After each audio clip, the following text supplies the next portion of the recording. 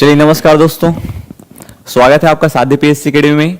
तो जैसे कि आपको पता है कि आगामी समय में हमको सब इंस्पेक्टर के जो है वो प्री एग्जाम देखने को मिलेंगे, जिस क्रम में आज हम लोग भारत का जो सामान्य परिचय है उसका लास्ट क्लास करने वाले हैं। इसके पहले हम लोगों ने 4 से 5 क्लास और कर लिया है, जो कि आपको इसी वीडियो के नीचे प्लेलिस्ट में मिल जाएगा, या तो आप इसको जो पुराने हैं उसको आप हमारे साध्य इस पीएससी एकेडमी का जो बड़ा वाला चैनल है जिसमें 2,11,000 सब्सक्राइबर हैं, वहां पे जाके आप उसको देख सकते हैं, प्लेलिस्ट में वहां पे मिल जाएगा दोस्त। ठीक है, चलिए सभी का स्वागत है साध्य पीएससी एकेडमी में, सभी को गुड मॉर्निंग। चलिए जी, तो इसके पहले हम लोग क्या क्या देख लिए हैं और क्या अभी हम लोग पढ़ रहे हैं। तो हमारा टॉपिक क्या है? भारत का, ठीक है, हमारा टॉपिक है भारत का सामान्य परिचय। ठीक, ये भारत का सामान्य परिचय हमारा टॉपिक चल रहा है। और इस भारत के सामान्य परिचय टॉपिक में हम लोग ने क्या क्या देख लिया है? तो सबसे पहले हम लोगों ने पढ़ा है स्थिति एवं विस्तार। ठीक है, ये उसके बाद हम लोगों ने देखा है नामकरण के बारे में। नामकरण के बाद हम लोग ने देखा 28 राज्य, 8 केंद्र शासित प्रदेश। फिर हम लोगों ने देखा है अंतिम बिंदु, कौन कौन से अंतिम छोर हैं, ऐसा करके, ठीक, अंतिम बिंदु करके। फिर मैंने आपको बताया है IST और कर्क रेखा का विस्तार। ठीक, उसके बाद हम लोगों ने पढ़ा है अंतरराष्ट्रीय सीमा। ठीक, ये, और उसके बाद हम लोगों ने पढ़ा है कल की क्लास में जलीय सीमा। ठीक, ये कल की क्लास में हम लोगों ने पढ़ा है जलीय सीमा के बारे में। चलो आगे बढ़ें। तो इसी जलीय सीमा को हम लोग को कंटिन्यू करना है, और इसी जलीय सीमा के बारे में थोड़ा सा अपडेटेड जानकारी है जो कि कल के वीडियो में थोड़ा सा नहीं हो पाया था। ठीक है जी,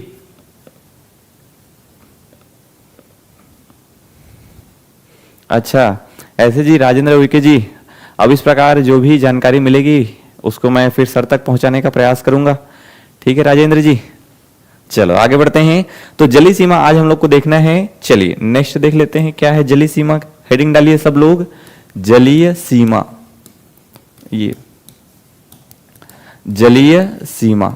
चलो, तो जलीय सीमा के बारे में क्या क्या देखना है राजेंद्र जी, देखते हैं भैया। पहले तो आपको मैप पता होना चाहिए।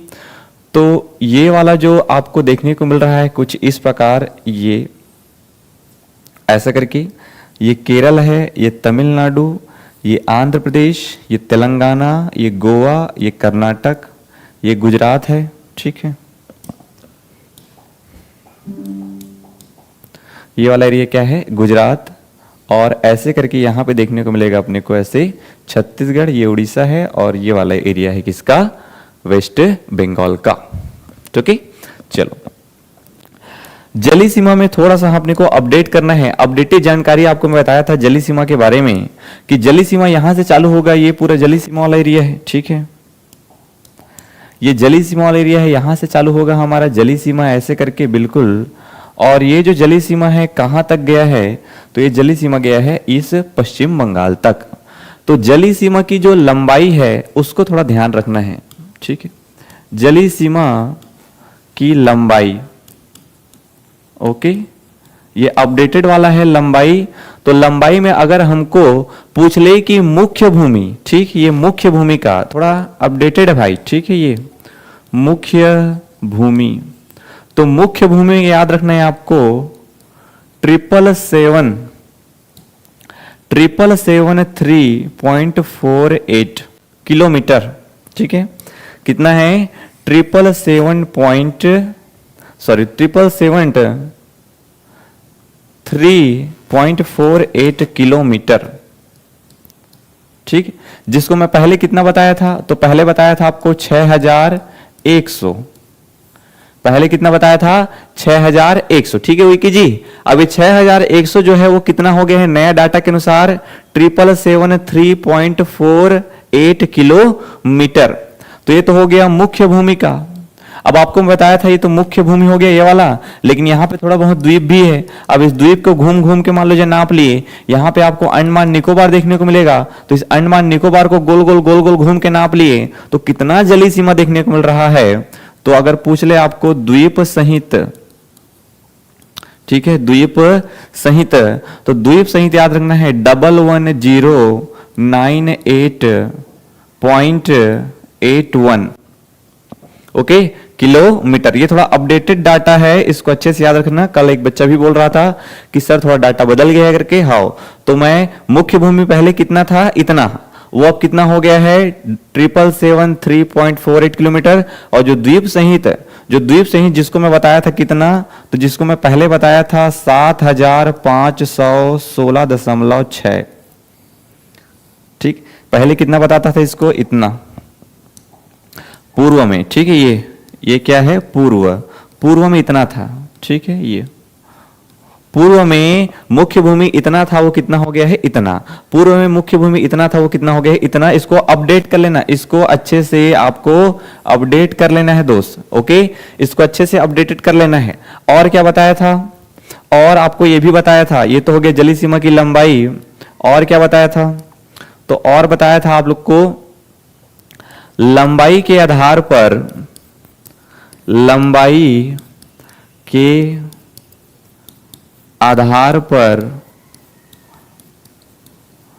राज्यों का क्रम, ठीक, लंबाई के आधार पर राज्यों का क्रम। लंबाई के आधार पर बोलने का मतलब तटीय सीमा की लंबाई के आधार पर, ठीक है, तटीय सीमा की लंबाई के आधार पर राज्यों का क्रम बताया था आप लोग को मैं, कि जैसे कि ये क्या है, गुजरात है, तो ये गुजरात का जो तटीय सीमा है वो कहां तक है, यहां तक।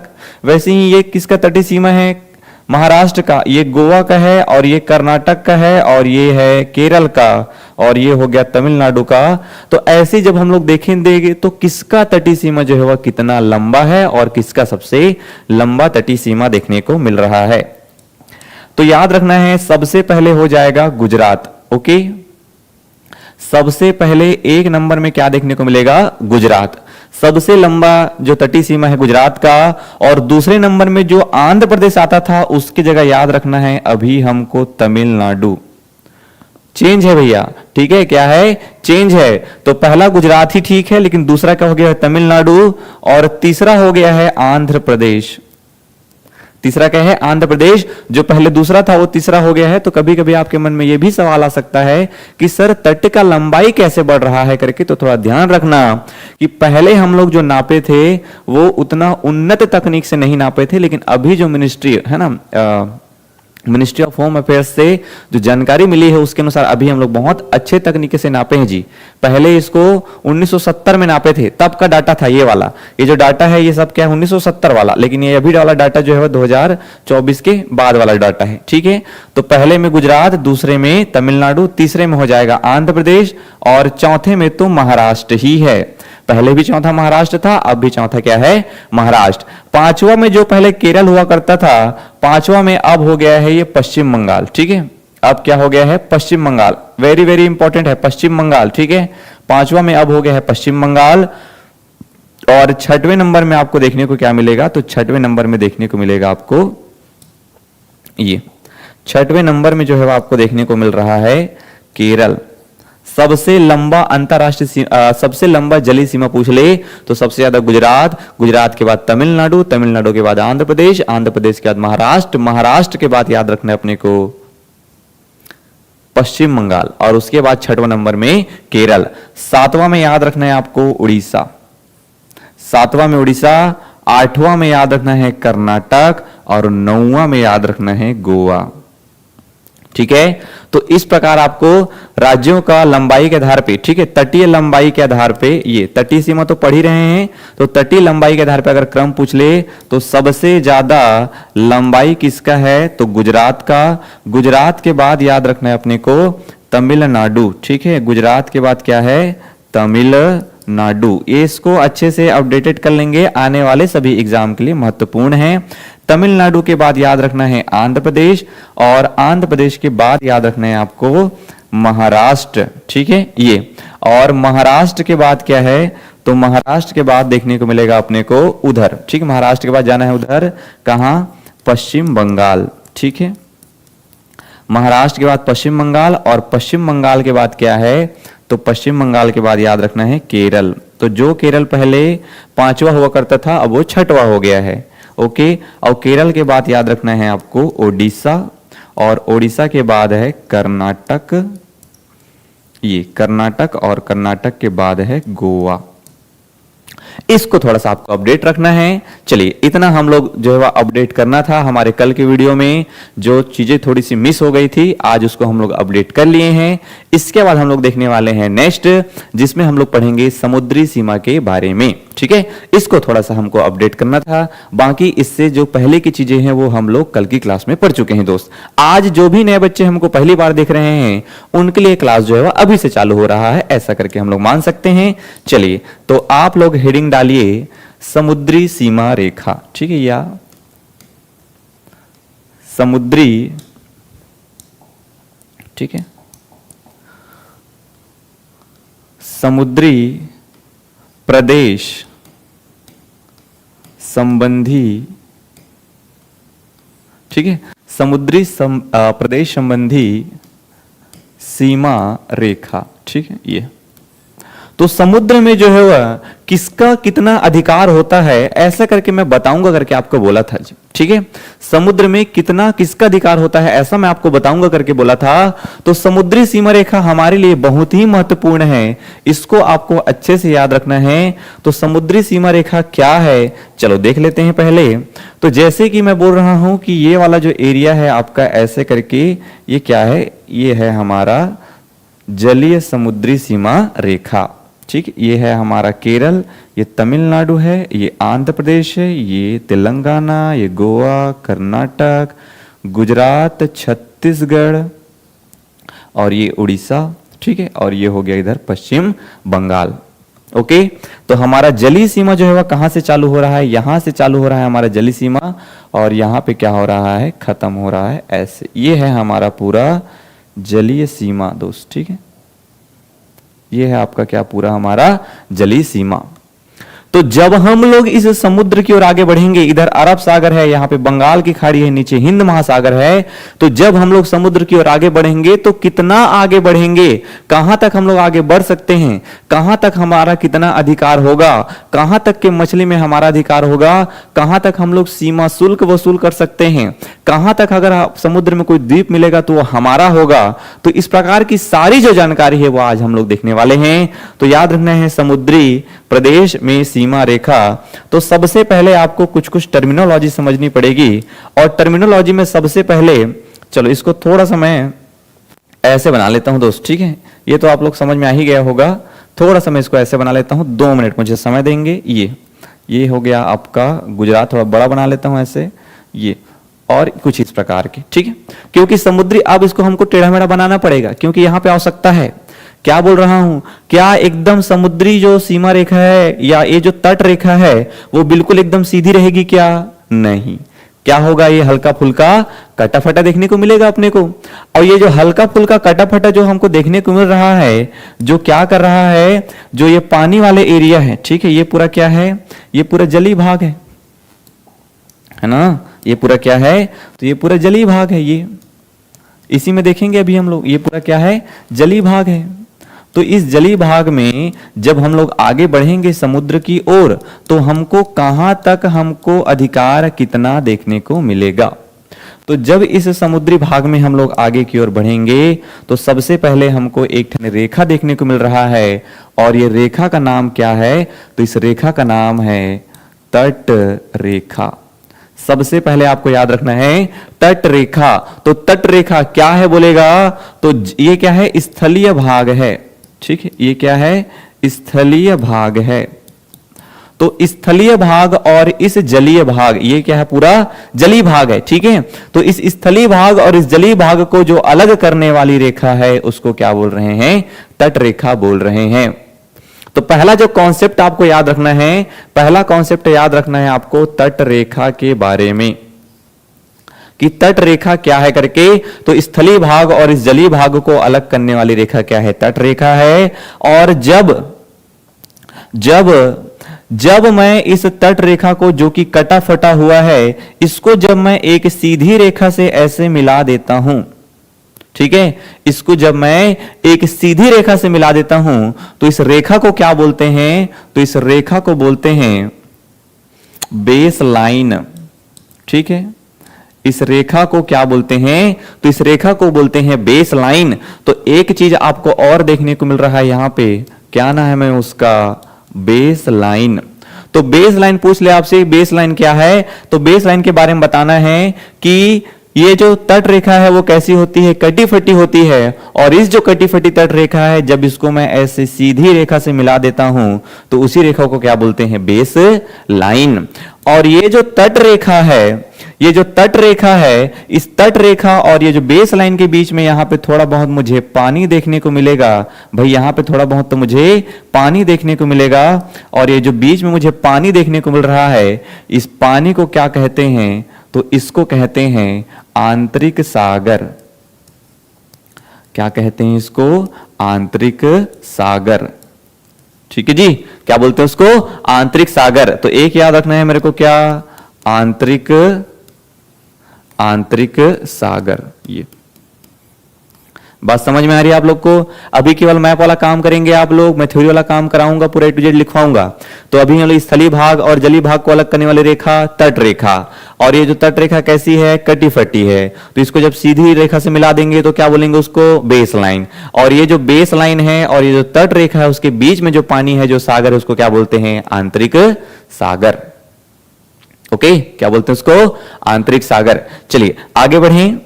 अब हम लोग क्या करेंगे, ये जो तट रेखा आपको देखने को मिल रहा है, ये जो तट रेखा आपको देखने को मिल रहा है, इससे हम लोग थोड़े थोड़े इधर समुद्र की ओर क्या बढ़ेंगे, आगे बढ़ेंगे दोस्त। ठीक है, हम लोग किधर की ओर आगे बढ़ते जाएंगे, समुद्र की ओर आगे बढ़ते जाएंगे। ठीक है, ये समुद्र की ओर कहां बढ़ रहे हैं, आगे बढ़ रहे हैं। तो ये जो पूरा एरिया हमको देखने को मिल रहा है, और ये दूरी कितना है, तो दूरी है 12 नॉटिकल मील। अब यहां पे एक शब्द आया है, उसको नोट करके यहां पे लिख रहा हूं, नॉटिकल मील। नॉटिकल मील। अब ये नॉटिकल मील क्या है, तो नॉटिकल मील याद रखना है, समुद्र में,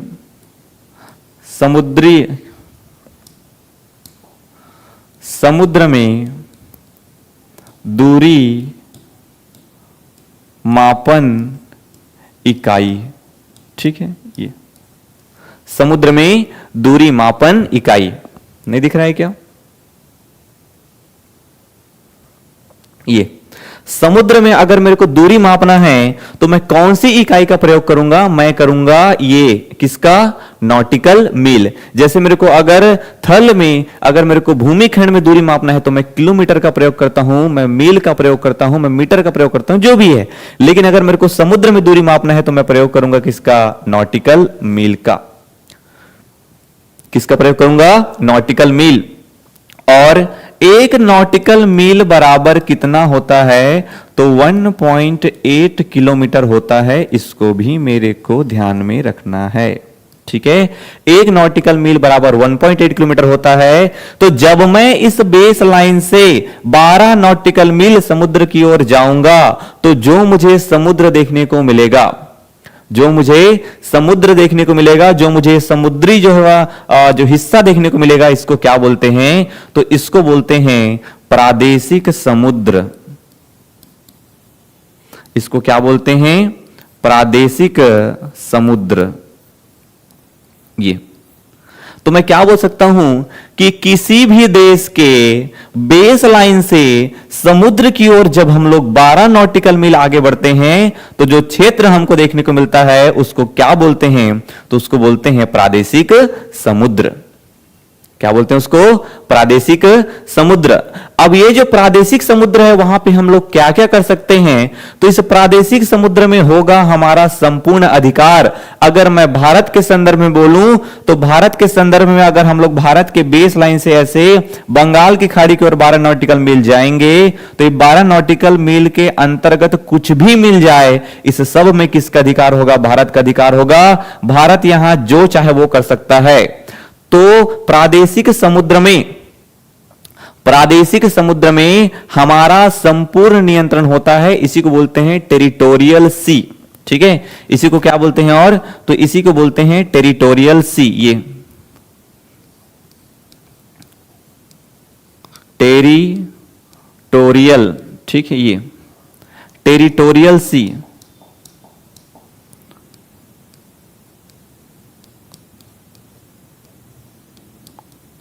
ये इसको बोलते हैं टेरिटोरियल सी। तो इस टेरिटोरियल सी में होगा हमारा संपूर्ण अधिकार। तो चाहे बोल ले हमको आंतरिक सागर, तो जब यहां पे संपूर्ण अधिकार है तो उसके पहले भी ये जो आंतरिक सागर है यहां पे भी क्या होगा? तो यहां पे भी होगा हमारा संपूर्ण अधिकार। ठीक है, ये आंतरिक सागर में भी किसी देश का क्या होता है? संपूर्ण अधिकार होता है दोस्त। ठीक है, आंतरिक सागर में भी संपूर्ण अधिकार होता है। और अगर हमको यह पूछ ले कि प्रादेशिक जो समुद्र है, ठीक है, प्रादेशिक समुद्र के बारे में पूछ ले हमको,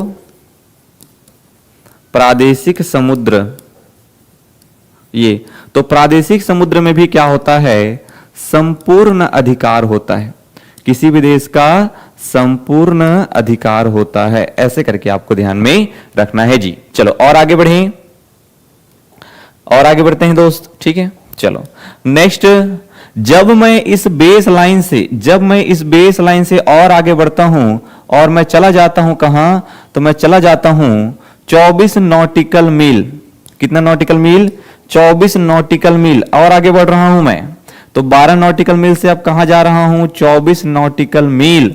तो जब मैं इस बेस लाइन से 24 नॉटिकल मील जा रहा हूं तो मुझे क्षेत्र मिल रहा है। उस क्षेत्र का क्या नाम है? तो उस क्षेत्र का नाम आपको याद रखना है संलग्न क्षेत्र। संलग्न क्षेत्र, ठीक है, इसको क्या बोलते हैं? संलग्न क्षेत्र। इसको इंग्लिश में बोलते हैं कॉन्टिगुअस जोन। ठीक, ये कॉन्टिगुअस जोन, संलग्न क्षेत्र। कहां से कहां तक? बेस लाइन से 24 नॉटिकल मील तक, उसको बोलते हैं संलग्न क्षेत्र। ओके, विशेष बात ध्यान रखना है आपको, कहां से? बेस लाइन से बात हो रही है ना। ये जो सामुद्रिक प्रदेश है ये कहां से कहां तक है? ये अगर सामुद्रिक प्रदेश की बात करेंगे हम लोग तो सामुद्रिक प्रदेश के बारे में याद रखना है बेस लाइन से। ठीक है, क्या बोल रहा हूं मैं? बेस लाइन से। कहां से? ऐसा विशेष याद रखना, बेस लाइन से 12 नॉटिकल मील। ठीक है, समुद्री क्षेत्र। बेस लाइन से 12 नॉटिकल मील का जो समुद्री क्षेत्र है वो क्या कहलाता है? प्रादेशिक समुद्र। और प्रादेशिक समुद्र के बाद क्या है? संलग्न क्षेत्र।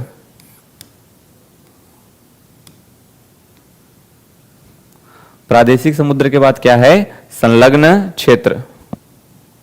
ठीक है जी, ये संलग्न क्षेत्र।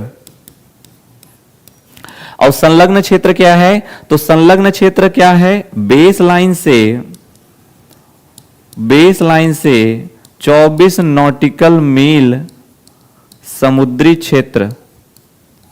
बेस लाइन से 24 नॉटिकल मील समुद्री क्षेत्र, उसको क्या बोलेंगे हम लोग? संलग्न क्षेत्र। ये आपको थोड़ा ध्यान में रखना है। ठीक, चलो आगे क्या देखने को मिल रहा है हमको? संलग्न क्षेत्र में क्या क्या कर सकते हैं हम लोग? तो इस संलग्न क्षेत्र में मान लो जाए कोई आदमी घूमने आया, इधर श्रीलंका कोई आदमी घूमने आ गया बिना बताए हम लोग को, क्या बोलेंगे उसको? दे पैसा। यहां पे प्रदूषण फैला के जा रहा है, उसको साफ करने की जिम्मेदारी तो हमारी है। फिर पैसा कौन देगा? तू देगा भाई, और कौन देगा? तो बात याद रखना है कि ये जो संलग्न क्षेत्र है वहां तक हम क्या वसूल कर सकते हैं? तो संलग्न क्षेत्र तक हम सीमा शुल्क वसूल कर सकते हैं दोस्त। ठीक है, यहां तक क्या कर सकते हैं? सीमा शुल्क वसूल कर सकते हैं। कोई हमारे सीमा में आया तो उससे शुल्क वसूल कर सकते हैं, और कोई अगर हमारे सीमा में आया है और हमारे सीमा को क्या कर दिया है, गंदा कर दिया है, प्रदूषित कर दिया है, तो पर्यावरण संबंधी स्वच्छता अधिकार भी किसका होगा, हमारा होगा, या जिम्मेदारी किसकी होगी, हमारी होगी। तो यहां पे हम लोग को क्या क्या मिल सकता है, क्या क्या अधिकार है, तो ये प्रादेशिक समुद्र में तो संपूर्ण अधिकार है, लेकिन ये संलग्न क्षेत्र में क्या क्या, तो यहां पे याद रखने आपको सीमा शुल्क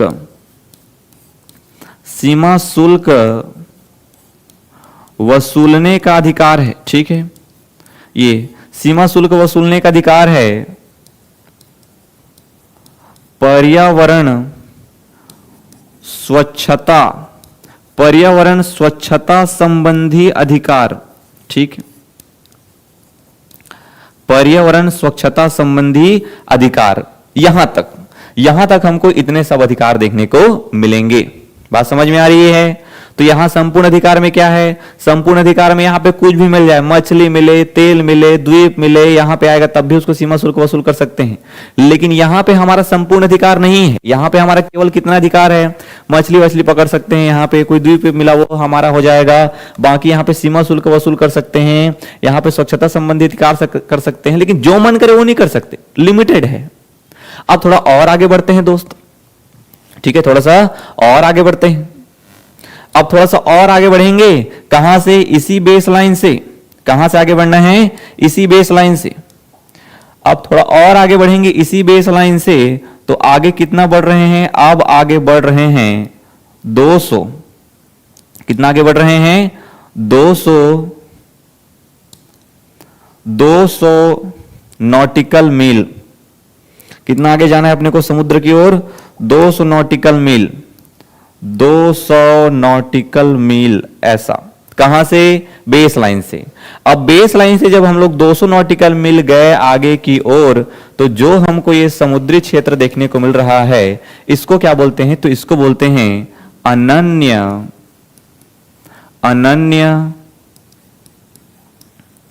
आर्थिक क्षेत्र। क्या बोलते हैं इसको, अनन्य आर्थिक क्षेत्र, एक्सक्लूसिव इकोनॉमिक जोन। ठीक है, अनन्य आर्थिक क्षेत्र। और ये एक्सक्लूसिव इकोनॉमिक जोन में हमको क्या क्या अधिकार होगा, तो इस एक्सक्लूसिव इकोनॉमिक जोन में हम लोग सीमा शुल्क नहीं वसूल कर सकते। सीमा शुल्क हम लोग केवल 24 नॉटिकल मील तक ही वसूल कर सकते हैं। कोई यहाँ श्रीलंका का आदमी आ गया, कोई इधर म्यांमार का आदमी आ गया, इधर कोई बांग्लादेश का आदमी आ गया, तो बोलेंगे यहां तक आया तब दे पैसा करके। लेकिन ये 200 नॉटिकल मील के अंदर में घूमने आया है तो उसको पैसे नहीं मांग सकते हम लोग। यहाँ सीमा शुल्क केवल यहां तक वसूल कर सकते हैं। लेकिन ये 200 नॉटिकल मील तक हम लोग क्या क्या कर सकते हैं भैया, तो इस 200 नॉटिकल मील तक हम लोग क्या कर सकते हैं, ये संलग्न क्षेत्र के बाद क्या है, अनन्य आर्थिक क्षेत्र। अनन्य आर्थिक क्षेत्र। और ये अनन्य आर्थिक क्षेत्र के बारे में याद रखना है, बेस लाइन से 200 नॉटिकल मील समुद्री क्षेत्र। ठीक है, बेस लाइन से 200 नॉटिकल मील का क्या है, समुद्री क्षेत्र है, उसको क्या बोल रहे हैं हम लोग, तो उसको बोल रहे हैं अनन्य आर्थिक क्षेत्र। और ये जो अनन्य आर्थिक क्षेत्र है, यहां पे हमारा क्या क्या कंट्रोल होने वाला है, तो यहां पे मान लो जाए कोई द्वीप मिल गया। ठीक, मान लो जाए इस क्षेत्र में कोई द्वीप मिल गया, तो द्वीप में किसका अधिकार होगा, हमारा। मान लो जाए इस द्वीप में कोई खनिज मिल गया, ठीक, उसमें भी किसका अधिकार होगा, हमारा। मान लो जाए कोई तेल वेल मिल गया यहां पे, तो भी, और यहां के पूरे मछली में भी किसका अधिकार होगा, तो हमारा। बात समझ में आ रही है? तो 200 यहां से लेके बेस लाइन से लेके 200 नॉटिकल मील तक हमारा कितना अधिकार होगा, इतना दूर में कोई मछली वछली मिल जाए तो भी हमारा, कोई खनिज मिल जाए तो भी हमारा, कोई तेल मिल जाए तो भी हमारा, ये सब हमारा है। कहां तक, इस 200 नॉटिकल मील तक, इस बेस लाइन से। लेकिन जब हम लोग इस 200 नॉटिकल मील के थोड़ा पीछे आएंगे, जब ये 24 नॉटिकल मील तक आएंगे, तो इस 24 नॉटिकल मील तक जब हम लोग आएंगे, तो हमारा अधिकार क्या होगा, थोड़ा सा बढ़ जाएगा। जैसे हम लोग हमारे करीब आ रहे हैं तो अधिकार क्या हो रहा है, बढ़ रहा है, और जैसे हम लोग समुद्र की ओर दूर जा रहे हैं तो अधिकार क्या हो रहा है, हमारा कम हो रहा है। बात समझ में आ रही है? अधिकार हमारा कम हो रहा है। पास में हमारा संपूर्ण अधिकार है, कुछ भी चाहे जो कर सकते हैं, कुछ भी चाहे जो कर सकते हैं, कहां तक? आंतरिक सागर तक और प्रादेशिक समुद्र तक। यहां पे मछली हो, तेल हो, खनिज हो, यहां पे सीमा शुल्क हो, सब। लेकिन यहां पे केवल और केवल सीमा शुल्क वसूल कर सकते हैं, ठीक है। यहां पे केवल सीमा शुल्क वसूल कर सकते हैं, जो मन में आए वो नहीं कर सकते, तो अधिकार थोड़ा कम हो रहा है। यहां पे गए तो सीमा शुल्क नहीं वसूल कर सकते, यहां पे जो मन में आया वो नहीं कर सकते। यहां पे केवल क्या कर सकते हैं? यहां पे केवल कोई द्वीप मिल जाए, मछली वछली मिल जाए, उसमें अधिकार है। बात समझ में आ रही है? जैसे जैसे हम लोग समुद्र की ओर आगे बढ़ रहे हैं वैसे वैसे हमारा अधिकार कम हो रहा है दोस्त, ठीक है। वैसे वैसे हमारा अधिकार कम हो रहा है। तो यहां पे सब कुछ कर सकते हैं, यहां पे थोड़ा कम, यहां पे थोड़ा और कम। और जब हम लोग और एकदम आगे बढ़ जाएंगे, जब हम लोग और एकदम आगे बढ़ जाएंगे, इस 200 नॉटिकल मील से भी आगे चले जाएंगे, ठीक है जी। इस 200 नॉटिकल मील से भी जब हम लोग आगे चले जाएंगे, ये मोर, ठीक है, मोर देन 200 नॉटिकल मील।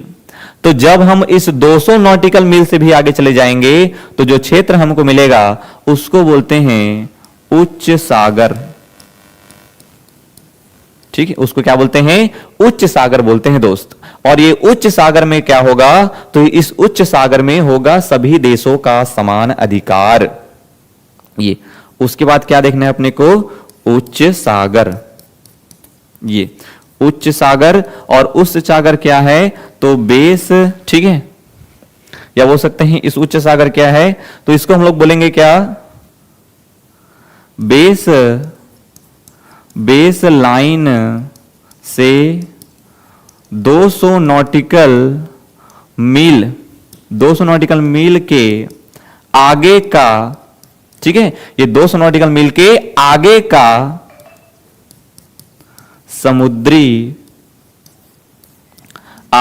समुद्री क्षेत्र, उसको क्या बोलेंगे हम लोग? उसको बोलेंगे उच्च सागर। और इस उच्च सागर में क्या होगा?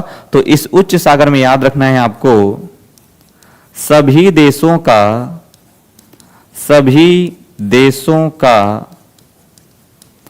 समान अधिकार, ठीक है। सभी देशों का क्या होगा? समान अधिकार। तो जब हम लोग हमारे तट से लेके अगर 200 नॉटिकल मील के भी आगे जाएंगे तो यहां पे हमारा कोई विशेष अधिकार नहीं होगा, यहां पे जो पहले आएगा उसका अधिकार है, सभी देशों का समान अधिकार है। जिसको यहां पे पहले द्वीप मिल गया वो उसी का हो गया, जो पहले यहां पे तेल खोज लिया उसी का हो गया। लेकिन यहां पे 200 नॉटिकल मील तक अगर कोई द्वीप मिल रहा है, तेल खनिज मिल रहा है, सब किसका होगा? भारत का होगा, ठीक है। यहां इधर इतना दूर में सीमा शुल्क वसूल नहीं कर सकते, लेकिन थोड़ा अंदर आया दे पैसा, ठीक है, यहां पे अधिकार हमारा बढ़ रहा है। तो यहां पे ये सब तेल खनिज वनिज मछली वछली सब तो है ही, साथ में क्या है? यहां पे सीमा शुल्क भी वसूल कर सकते हैं दोस्त। पर्यावरण संबंधी स्वच्छता भी अधिकार होगा।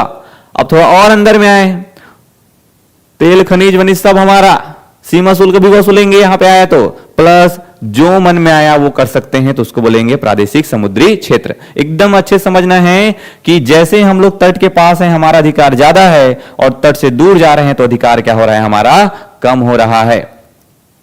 ओके, तो जितने भी लोग देख रहे हैं एक बार वीडियो को लाइक कर देंगे दोस्त, और कमेंट करेंगे कि आपको ये समझ में आया है कि नहीं आया है। और बिल्कुल आपको अगर वीडियो अच्छा लगता है तो बिल्कुल आप कमेंट करेंगे दोस्त, आपको वीडियो कैसा है, आपका फीडबैक जरूर बताएंगे।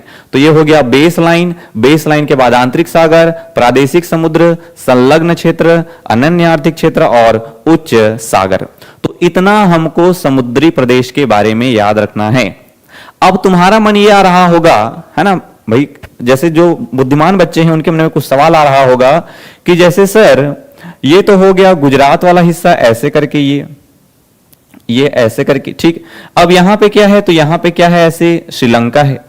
तो जब मैं इस भारत से ऐसे बढ़ूंगा श्रीलंका की ओर, ठीक है, जब मैं किधर की ओर बढ़ रहा हूं? इस भारत से, ठीक है, इस भारत से मैं किधर की ओर बढ़ रहा हूं? तो इस श्रीलंका की ओर जब बढ़ रहा हूं इस भारत से ऐसे, तो मेरा तो श्रीलंका पास है, तो हो सकता है श्रीलंका पहुंचने में मुझे 200 नॉटिकल मील ना लगे, पहले ही श्रीलंका आ जाए। मान लो जाए यहां पे ये जो दूरी है, ये बीच की दूरी कितनी है? मान लो जाए ये 100 नॉटिकल मील है।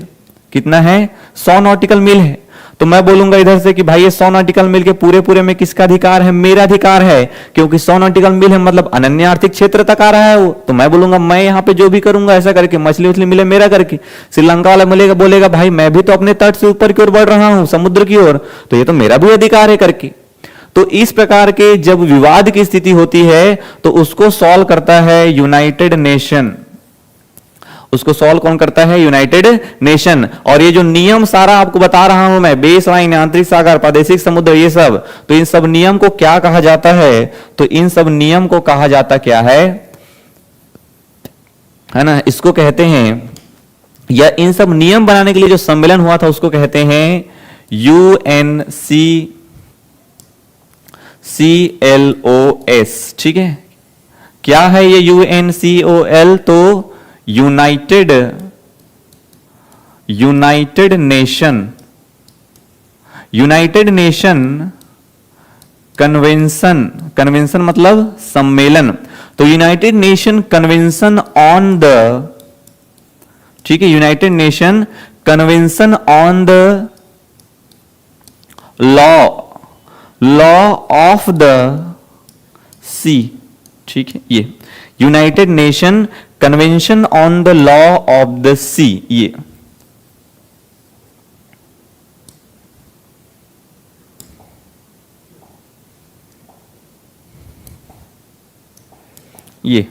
ठीक है लल्ला, ये इतना याद रखना है आपको ये। ओके, तो ये जो यूएन क्लॉज है इसी के अकॉर्डिंग ये सब नियम तैयार किए गए हैं, इसको आपको अच्छे से ध्यान में रखना है। ठीक है, इस लेवल का हमको पढ़ना है कि सवाल कहीं से भी आ जाए हमसे बनना चाहिए। ठीक है जी, हमसे बनना चाहिए। तो मैं उम्मीद कर रहा हूं कि आपको ये अच्छे से समझ में आया होगा। क्या है आंतरिक सागर, क्या है प्रादेशिक समुद्र, क्या है संलग्न क्षेत्र, क्या है अनन्य आर्थिक क्षेत्र, क्या है उच्च सागर। ओके, तो ये हो गया हमारा टॉपिक। चलिए आगे बढ़ें, नेक्स्ट आगे बढ़ते हैं दोस्त। नेक्स्ट हम लोगों ने क्या देखा है? तो चलो मैं थोड़ा सा भारत का मैप बना देता हूं। यहां पे ये क्या है? हमारा भारत है, मान लेते हैं ये हमारा भारत है। अब इस भारत में मैं आपको दो चीजें बताया हूं। मैं बताया हूं कि यहां पे ऐसे ऊपर की ओर जाएंगे हम लोग तो इधर हमको मिलेगा क्या? अंतरराष्ट्रीय, ठीक है, अंतरराष्ट्रीय सीमा रेखा। ये अंतरराष्ट्रीय सीमा रेखा, क्योंकि यहां पे क्या है? अन्य राष्ट्र है, अन्य राष्ट्र है इधर। वैसे ही नीचे की ओर आएंगे हम लोग, जब ये नीचे की ओर आएंगे तो ये वाला एरिया क्या है? ये है जलीय सीमा। ओके ओके जी, कैसे शर्मा भैया सुन रहे हैं ना? तो ये क्या है? जलीय सीमा, और ऊपर क्या है? अंतरराष्ट्रीय सीमा। तो यहां पे कुछ कुछ ऐसे राज्य हैं, यहां पे बीच बीच में कुछ कुछ ऐसे राज्य हैं जो कि ना तो अंतरराष्ट्रीय सीमा बना रहे हैं और ना ही वो जलीय सीमा बना रहे हैं। बात समझ में आ रही है? ना तो वो अंतरराष्ट्रीय सीमा बना रहे हैं, ना तो वो जलीय सीमा बना रहे हैं। वो हमारे ही राज्यों के द्वारा क्या है? घिरे हुए हैं, हमारे ही राज्यों के बीच में घिरे हुए हैं। तो उसी को बोलते हैं भू आवेष्टित राज्य, जो कि ना तो अंतरराष्ट्रीय सीमा बनाते हैं और ना ही जलीय सीमा बनाते हैं दोस्त। ठीक है, कितना टाइम हुआ जी? चलो 10 मिनट है, हो जाएगा आराम से। ओके, तो हेडिंग डालेंगे आप लोग भू आवेष्टित राज्य, बताएंगे इसके बारे में भी अच्छे से और। ठीक है, चलिए हेडिंग डालेंगे दोस्त, भू आवेष्टित राज्य, भू आवेष्टित राज्य। तो भू आवेष्टित राज्य पहले होता क्या है उसको लिख लेते हैं, उसके बाद मैप में देखेंगे।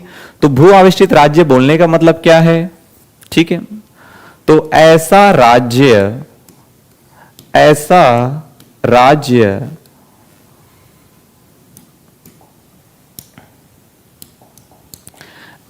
राज्य जो ना तो जलीय सीमा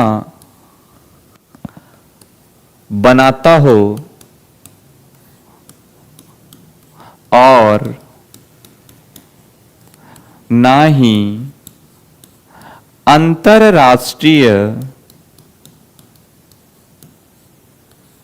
अंतरराष्ट्रीय सीमा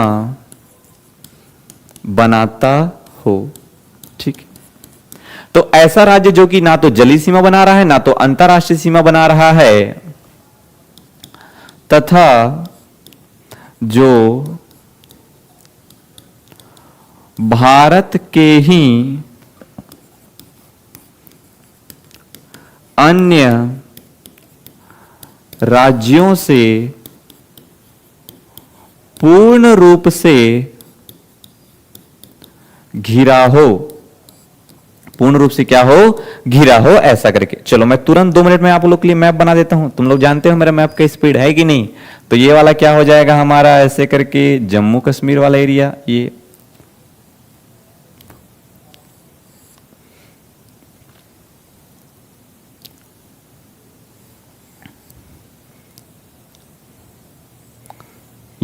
ठीक है जी। अब इसमें हम लोग राज्य भी देख लेते हैं।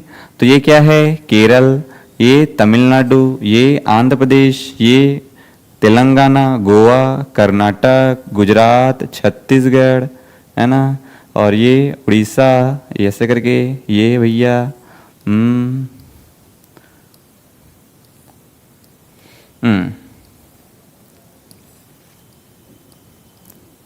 ये सिंपल सा ऐसा हो जाएगा मेरे दोस्त। ठीक है, ये बन गया हमारा क्या, भारत का नक्शा। अब इस भारत के नक्शे में हमको खोजना है कि कौन कौन से ऐसे राज्य हैं जो कि ना तो अंतरराष्ट्रीय सीमा बनाते हैं और ना ही जलीय सीमा बनाते हैं। तो मुझे बीचों बीच में देखने को मिल रहा है ये एक, ना तो अंतरराष्ट्रीय सीमा बनाता है ना तो जलीय सीमा बनाता है, और नाम है इसका मध्य प्रदेश। देख रहे हो, ये पूरा भारत के राज्य से ही घिरा हुआ है, ना तो इधर ये जलीय सीमा बना रहा है ना तो ऊपर की ओर ये अंतरराष्ट्रीय सीमा बना रहा है। वैसे ही एक मुझे और देखने को मिल रहा है, मेरा प्यारा छत्तीसगढ़। तो ये क्या हो जाएगा, सीजी। सीजी के नीचे मुझे एक और देखने को मिल रहा है जो कि है तेलंगाना, जो कि कोई भी अंतरराष्ट्रीय बॉर्डर नहीं बना रहा है, अन्य राज्यों से भी घिरा हुआ है। और मुझे एक और यहां पे देखने को मिल रहा है छत्तीसगढ़ से लगा हुआ, जो कि है झारखंड। और एक मेरे को यहां पे देखने को मिल रहा है, मैं राज्य की बात कर रहा हूं, केंद्र शासित प्रदेश नहीं, तो राज्य में है यहां पे हरियाणा। ये क्या है, हरियाणा। बाकी ये दिल्ली भी है, लेकिन दिल्ली केंद्र शासित प्रदेश है, यहां हम लोग केवल क्या बोल रहे हैं, राज्य। तो ऐसे कितने राज्य हैं जो कि भू अवस्थित हैं, जो कि किसी के साथ भी सीमा नहीं बनाते हैं। तो ऐसे राज्यों की संख्या है 5। कौन कौन सा, तो एक पकड़ लो, छत्तीसगढ़ बीचों बीच, छत्तीसगढ़ के इधर में झारखंड, इधर मध्य प्रदेश, नीचे में तेलंगाना, ऊपर में क्या है, हरियाणा।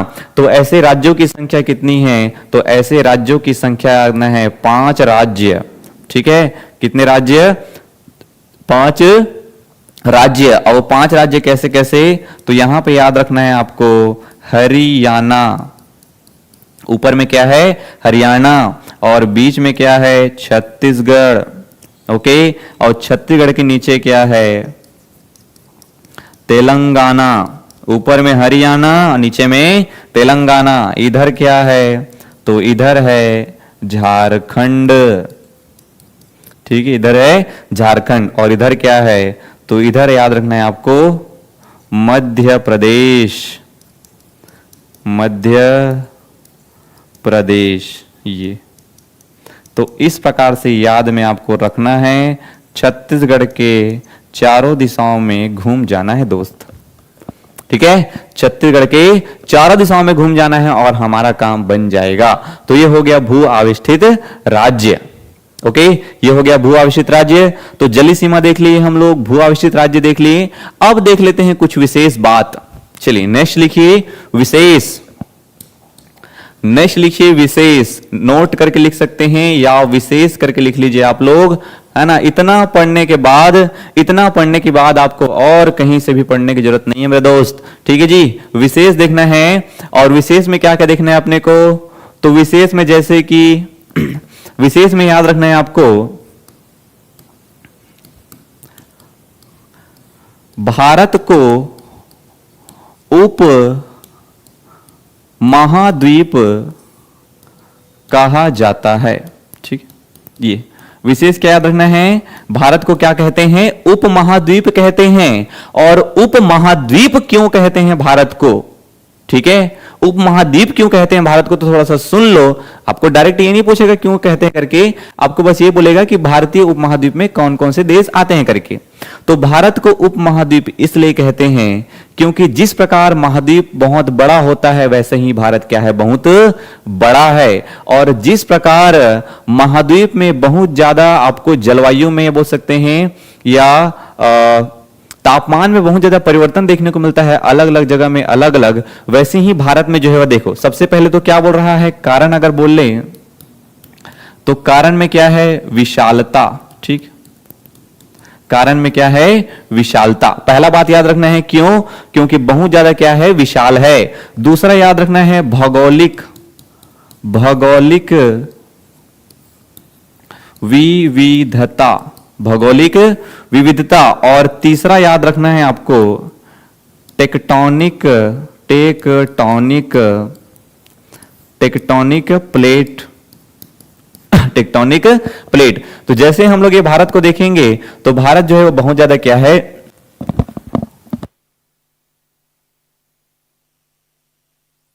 ज्यादा विशाल है दोस्त। वैसे ही ये विशालता हो गया। दूसरा भौगोलिक विविधता, तो यहां पे क्या है, भूमध्य रेखा, यहां पे है कर्क रेखा। ठीक है, नीचे भूमध्य रेखा, यहां पे कर्क रेखा। तो ये वाला एरिया क्या है, बहुत ज्यादा गर्मी वाला एरिया है। और इस कर्क रेखा के ऊपर वाला क्या एरिया है, क्या है, ठंडी वाला है। ठीक है, ठंडी वाला। और ये जो बीच वाला एरिया देखने को मिल रहा है, ये वाला, ये जो बीच वाला एरिया क्या है, ये थोड़ा गर्मी भी है, थोड़ा ठंडी भी है। तो इसलिए भौगोलिक क्या है, विविधता। बाकी टेक्टोनिक प्लेट में आपको पता है, ये जो नीचे का हिस्सा आपको देखने को मिल रहा है, ये वाला, इसको बोलते हैं इंडियन प्लेट। ठीक है, ये कौन सा प्लेट है, तो ये है Indian plate. Okay, tectonic plate में। और ऊपर के साइड में क्या है, तो ऊपर के साइड में याद रखना है आपको यूरेशियन प्लेट है। ये भारत वाला नहीं, ये वाला नहीं, इधर यूरेशियन प्लेट। और ये दोनों जब टकराए तभी तो हिमालय पर्वत का निर्माण हुआ है यार, आगे पढ़ेंगे उसके बारे में। तो याद रखना है भारत को उपमहाद्वीप कहा जाता है, क्यों, इसके कारण। और भारतीय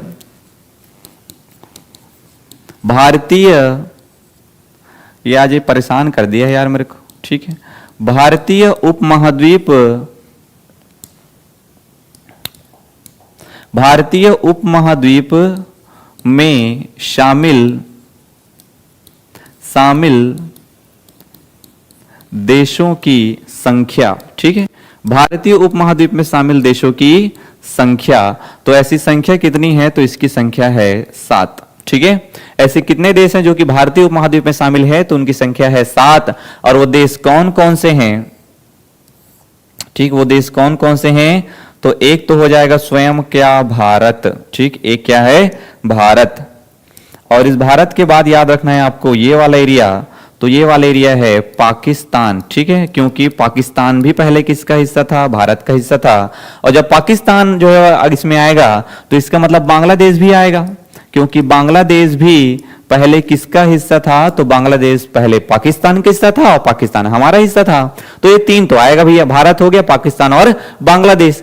यहां पे आपको एक देश याद रखना है और उसका नाम क्या है, नेपाल। और जब नेपाल है तो इसका मतलब भूटान भी होगा। ठीक है, तो नेपाल और भूटान। नीचे आएंगे हमको तो इधर हमको देखने को मिलेगा मालदीव, इधर मालदीव, और इधर आएंगे तो श्रीलंका, इधर आएंगे तो श्रीलंका। तो ऐसे करके कितने देश हैं, तो ऐसे करके टोटल 7 देश हैं जो कि भारतीय उपमहाद्वीप के अंतर्गत आते हैं। और ये 7 देश क्यों आते हैं, क्योंकि 7 देश जो है वह इंडियन प्लेट पर स्थित है, इसलिए। इधर म्यांमार है, तो म्यांमार है, चीन है, वो सब क्यों नहीं आते हैं भारतीय महाद्वीप में, क्योंकि वो हमारे इंडियन प्लेट का हिस्सा नहीं है, भारतीय टेक्टोनिक प्लेट का हिस्सा नहीं है। तो ये हो गया कुछ विशेष बातें। चलिए इसी में आगे देख लेते हैं। और आगे क्या बता रहा था मैं आपको, आगे जैसे लिखना है आपको विशेष बात नोट करके। ठीक, आगे आपको लिखना है नोट करके राष्ट्रीय पशु। तो राष्ट्रीय पशु क्या है, बाघ। एकदम कुछ नहीं छोड़ूंगा मैं, कुछ भी नहीं छोड़ूंगा, सब पढ़ाऊंगा। राष्ट्रीय पशु क्या है, बाघ। और आपको क्या पूछ ले, राष्ट्रीय विरासत पशु क्या है, तो राष्ट्रीय विरासत पशु है एशियाई हाथी। ठीक है, राष्ट्रीय विरासत पशु में एशियाई हाथी। तो पशु है तो पक्षी देख लेते हैं फिर। राष्ट्रीय पक्षी क्या है, मोर। और पक्षी कहां बैठती है, वृक्ष में, तो वृक्ष क्या है? वृक्ष क्या है? बरगद। ठीक है, वृक्ष क्या है? बरगद। और बरगद, बरगद में तो नहीं, लेकिन वृक्ष में क्या होता है? फूल। तो फूल क्या है? तो फूल याद रखना है कमल। ठीक, और ये वृक्ष के नीचे कोई नदी वदी तो जरूर होगा, तो नदी आपको पूछ ले तो नदी बताना क्या है? गंगा। और ये गंगा नदी में जो जलीय जीव है, ठीक है, राष्ट्रीय जलीय जीव क्या है? ठीक, जलीय जीव क्या है? तो जलीय जीव बताना है आपको गंगा डॉल्फिन। ठीक, गंगा डॉल्फिन। इतना हुआ। चलो और क्या है? ठीक, और क्या याद रखना है? और याद रखना है आपको लिपि। ठीक, एक याद रखना है लिपि। तो राष्ट्रीय लिपि क्या है? देवनागरी लिपि। ठीक, देवनागरी लिपि। और क्या याद रखना है? वाक्य याद रखना है। और वाक्य क्या है? तो वाक्य है सत्यमेव जयते। सत्यमेव जयते। और चिन्ह, चिन्ह नहीं होता है बच्चा, चिन्ह होता है, चिन्ह। और चिन्ह क्या है? तो चिन्ह है अशोक स्तंभ। ठीक, अशोक स्तंभ। और इस प्रकार पूरा ज्योग्राफी का, भारत का सामान्य परिचय एकदम हम लोग शानदार, जबरदस्त, जिंदाबाद तरीके से खत्म किए हैं। इतना पढ़ने के बाद तुमको और किसी को पढ़ने की आवश्यकता नहीं है बिल्कुल। तो मेरे सारे क्लासेस का मैं प्लेलिस्ट जो है यहाँ पे डलवा दूंगा, है ना। अगर आपको ना मिले तो आप साध्य पीएससी एकेडमी करके सर्च करना, हमारा सेकंड वाला चैनल आएगा। ठीक है, ये तो सेकंड चैनल है साध्य पीएससी एकेडमी 2.0 ऐसा करके। केवल साध्य पीएससी एकेडमी करके एक तो बड़ा चैनल है, 2,12,000 सब्सक्राइबर के आसपास, उसमें वहां पे आपको मेरा प्लेलिस्ट मिल जाएगा। एएसआई सब इंस्पेक्टर, क्या है? सब इंस्पेक्टर एएसआई भारत का भूगोल करके जाना दोस्त, वहां पे मिल जाएगा। एकदम जबरदस्त वहां पे मैं पूरा चीजों को पढ़ाया हूं। और आप लोग को अगर वीडियो थोड़ा भी अच्छा लगता है तो बिल्कुल आप लाइक करिए वीडियो को, कमेंट करिए। अगर आप हमारे चैनल पे नए हैं तो हमारे चैनल को सब्सक्राइब करिए।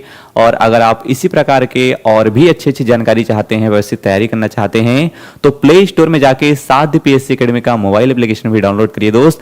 वहां पे आपको फ्री में बहुत सारी पीडीएफ मिल जाएगी, आपको सिलेबस मिल जाएगा, आपको एमसीक्यू देखने को मिलेगा, ई बुक जो है वह सारे प्रकार की जानकारी आपको वहां पे अवेलेबल देखने को मिलेगी। चलिए, सबका बहुत बहुत धन्यवाद। जय हिंद। ठीक है दोस्त, चलिए ध्यान रखिए, चुस्त रहिए, दुरुस्त रहिए, तंदुरुस्त रहिए।